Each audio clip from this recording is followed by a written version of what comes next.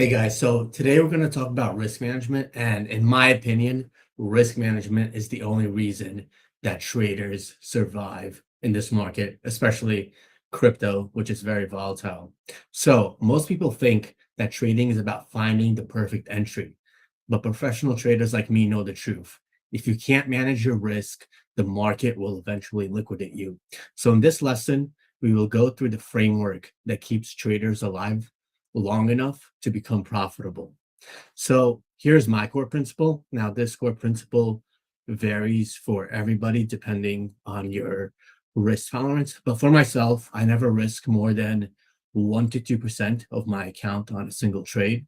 So even if I lose multiple trades in a row, my account survives. So for example, if I have $100,000 account and I take 1% risk per trade, so that's a max $1,000 loss.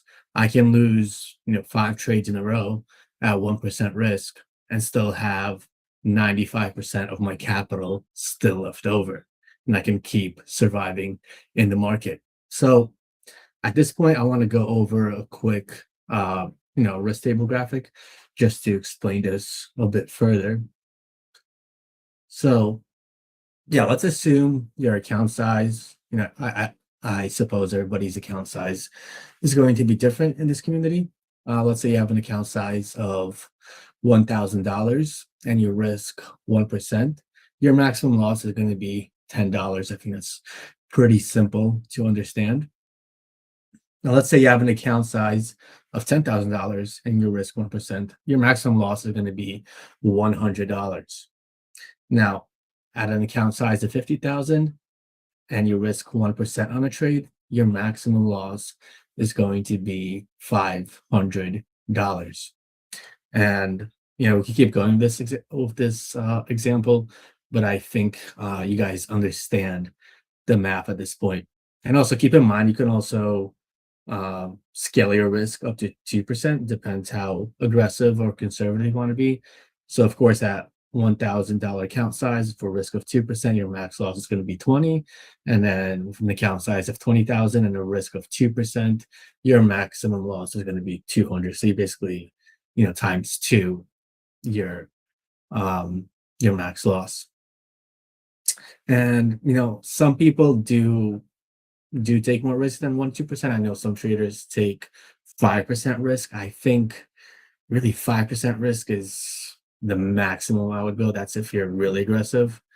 When you start getting to 10% risk, you can really, really destroy your account really quickly. And I'll actually go into an example of that in the next slide. And lastly, of course, don't ever go all in. So if you have a $50,000 account size and you go all in on a Dogecoin trade and it hits stop loss, you're going to lose your entire account. So never do that. Never go all in. Always use strict risk management. Now, at this point, I want to, show you an example trade structure. So let's say, what's the coin that's trading about $100 right now? Probably, Litecoin. So let's say Litecoin is at $100 and you put your stop loss at $95. So you're risking $5 and your target is going to be $110. So essentially you're risking $5, right, to make $10. So that's a 2-to-1 risk to reward ratio, which is very standard in the trading industry. So I definitely recommend going for an outsized risk to reward ratio. So a 2-to-1 risk to reward is standard, but some traders even do like 1.5 to 1 risk to reward.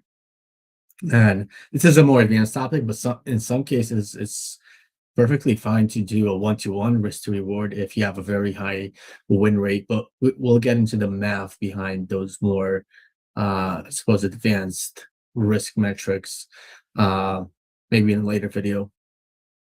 Now, this chart, I want to show you. So what happens with your account when you're risking a lot, when you're risking 10% per trade? So when you're risking 10% per trade, your account decay will I guess, yeah, will decay very rapidly, almost in an exponential manner. So, yeah, let's say you start off with an account balance percentage of 100%, and then you start losing, you know, you lose 5 trades in a row, risking 10%. At this point, you have like 60% of your account balance left, which is not good. And by the time you have 10 losing trades in a row, you only have 40% of your account left. And then by the time it's not even in a row, it's just losing trades in general. So by the time you have 20 losing trades, you're going to have an account balance that's only 20% of your original account balance. So this is what I mean when you're risking 10% per trade. Um, if you're wrong, you can very, very quickly decay your account. Now let's show a more conservative example. So this one is showing us what is our account survival when risking 1% per trade. So in this scenario, we start off with an account balance that's 100%. And, after 5 losing trades, we still have 95% of our account balance, which is which is good because we still have 95% of our capital to play with. And then even if we have 10 losing trades, we have about 90% of our account balance still left. And then even in the worst case scenario, you just have like 20 losing trades in a row. We still have close to 80% of our account balance still left. So this is what I mean when talking about account survival and risking, different percent risk. So I recommend 1 to 2% risk per trade, max 5%. Definitely 10% I do not recommend, and definitely do not go all in. So I hope that this lesson was helpful. Remember, let me get back to my screen here.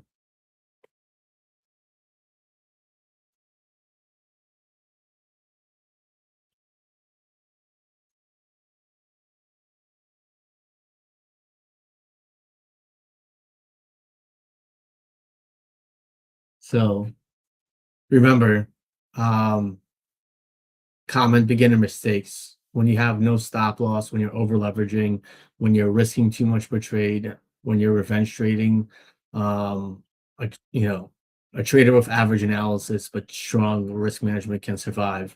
But even like a brilliant analyst, a brilliant trader with terrible management can blow up.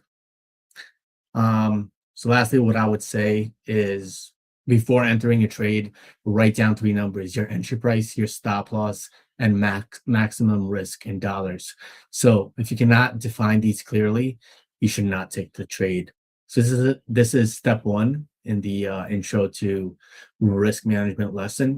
We can get uh, even deeper into this in later modules.